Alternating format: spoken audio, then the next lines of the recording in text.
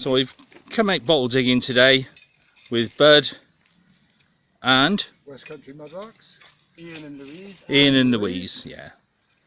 And Jackie. And of course Jax. And there they are, getting down and dirty.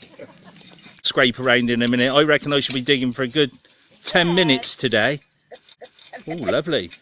And what have you found there, Jackie? I think that one's actually smaller. Yeah, I think it might be smaller. They're ointments, aren't they? Very nice. It might. Okay, we'll call it an ointment pot. I don't mind. Ointments. Call it what you want. We're not 100% sure, but... Oh, well done. Just all yet. Jax is digging away there, and absolutely amazing. Look at what she's putting out there, and all these finds on the side here. And I won't give away one of them because it's a really nice find, and they'll put that on their video. But it's looking good already. And this is another one of those tips. If you just look around, you can see lots of interest. And this is a city tip, so, or it was a city tip many years ago. And things like this, I think it's a hair tonic bottle, a bit big for a perfume with a screw top on it. Various sauce bottles and other jars, mostly screw top. So I need to look now for somewhere to dig that's going to produce the goods. And this bottle I just picked up, Jackie's identified it as a Califig bottle. So quite nice indeed. And just scraping off the soil at the start here, I've already found a nice little screw top ink there that popped out of the ground.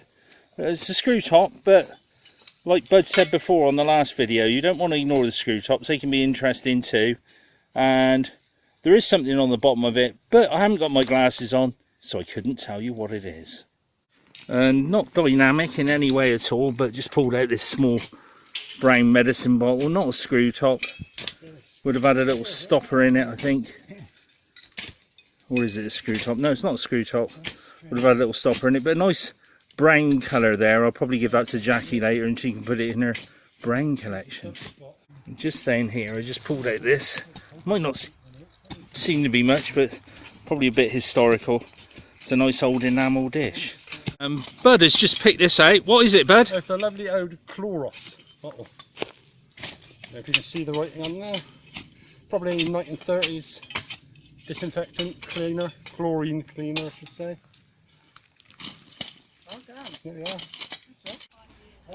We've got some 1940s bottles I've just pulled off the top here. There's a Chubbs. There we are. Nice Chubbs scrubbing fluid bottle there. Would have been for a floor or something.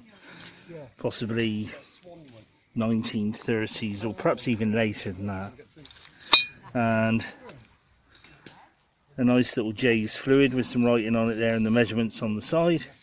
But unfortunately a screw top, so we'll get a bit more choosy as we go on. Then a couple of old hip flask type bottles that would have had whiskey or perhaps medicine in, but they're caved in on one side. I'll try and let you see that by so I hold that there, you can see it's dipped in on one side, so that would fit neatly into your pocket. And another one of a lighter brown, again the same, nothing, no writing on it, but there it is there. So quite interesting, and the search goes on. On to Ian. Ian, can you tell me about that again? Yeah, it's a J's, but it's got tablespoons measurement and dessert spoons on each side. Magic. But, you know, they're a bit more unusual, to be honest. They're quite nice. Yeah, so I'm educated on that one. Thank you very much. You're welcome. I'm just down here by my glove. I've pulled up another one. Booth's Distillery. And that's London. So that's a nice bottle, isn't it? And it's a non-screw top. And it's got it on there as well. Yeah, I think I can use it on this one. Although everybody else probably won't like it, but I'm going to say absolutely fantastic. I think I'll give that one to Jackie. I've just shown it to Jackie, the Booth's Distillery London, and I think we might have a carousel item there. Carousel, yeah. Absolutely brilliant. Dave. A red lens, present from Dave, which is out of obviously an old oil lamp, probably old rear bicycle oil lamp, and date that probably around about anywhere from 1900 to 1925, but very nice. Beautiful colour, yeah. Yeah, well done. And this here, which would have been obviously on a desktop vase or a dining room vase or a candle holder. I think possibly could be either. If you know, please don't let me know, because I'm not that interested, but there it is. You can see Ian now sieving away to make sure there's nothing left behind, like stoppers or bungs of any sort. And Bud's been digging. Ian's having a good look in everything, see if we can find any historical gems.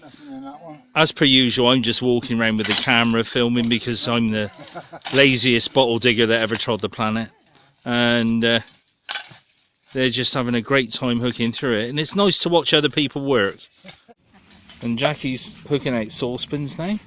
There's a nice old saucepan there.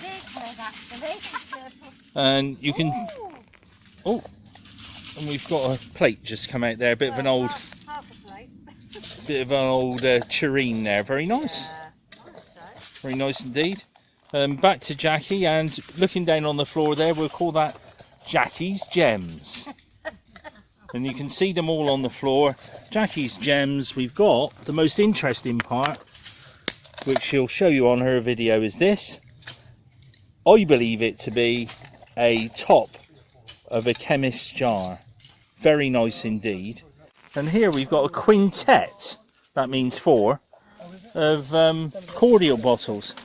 And they're all quite interesting, although they're 1930s.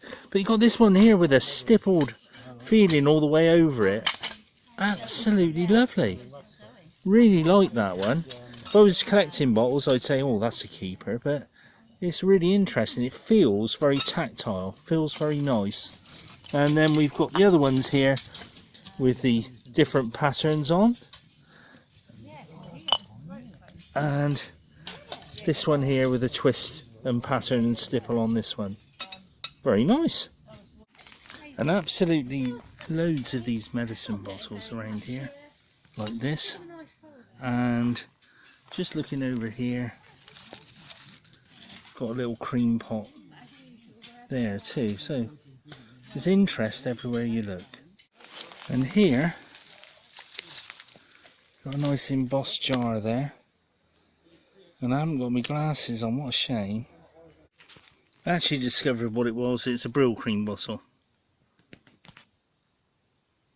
Just pulled this out. Got a lovely little lid on it. It's embossed. I can't quite see what it says. None of us can see what it says at the moment because we ain't got our glasses on, but yeah, both sides.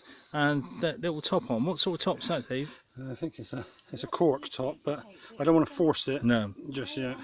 Wait until we can clean it up. I think it says Tacho on the side. Tacho. Oh yeah. Yeah, very nice. Here we are.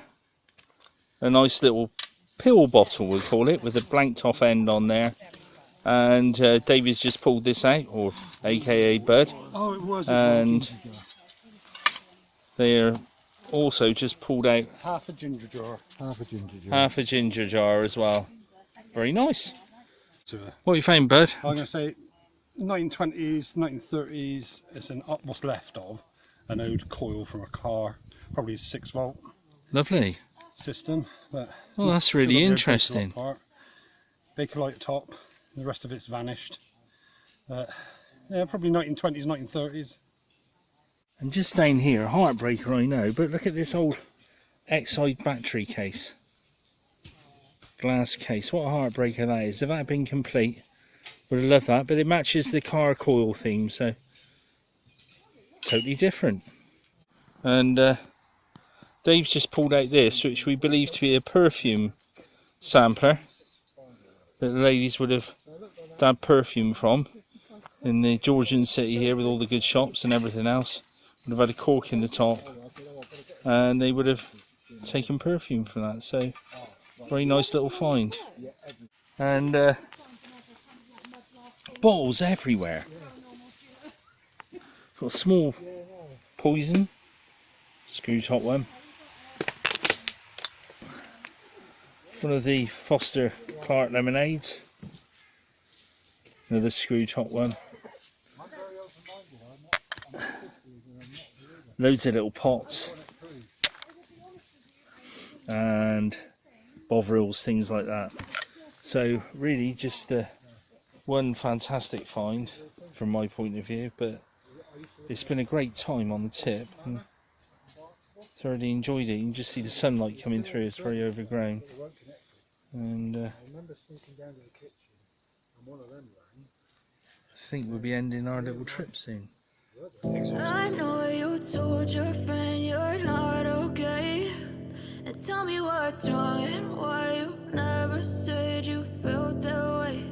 And guess you're trying to stay strong and fake a smile until I look away. But I've known you too long, it hurts to watch your blue eyes fade to grey as you fade away, as you fade away. Yeah, I'm about to fade away, 'cause every time I wake up I feel like it's Monday. Something's going wrong with all the chemistry.